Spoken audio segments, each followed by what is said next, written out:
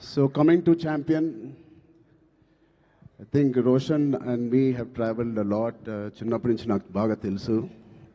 నిజంగా ఇందాక నాగార్జున చెప్పినట్టు ఆ poster I think he looking like Hollywood hero, ఒక యూరోపియన్ ఫిలిం యాక్షన్ హీరో లాగా ఉన్నాడు. చాలా చాలా అందంగా ఉన్నాడు.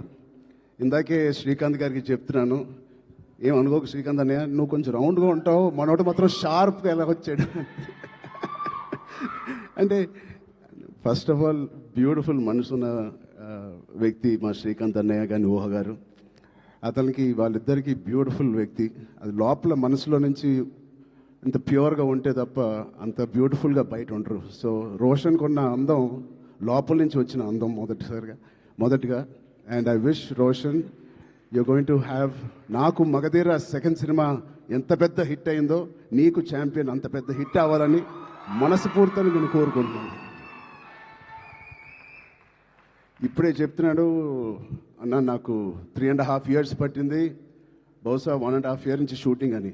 3.5 years వెయిట్ చేశానో ఏదో అన్నాడు. నేను అన్నాను 2 years దాంట్లో ప్రీ ప్రొడక్షన్ చేశావు నువ్వు, నీకు తెలియకుండా. ఈ సినిమాకి అంత మెచ్యూరిటీ కావాలి, యాక్టింగ్ చేయాలన్నా, పర్ఫామ్ చేయాలన్నా, ఈ పాత్రలో అతికిపోవాలన్నా you need that maturity. So ఆ 2 years it was a beautiful pre production. He was mentally training himself ఈ పాత్రలో కనిపించడానికి.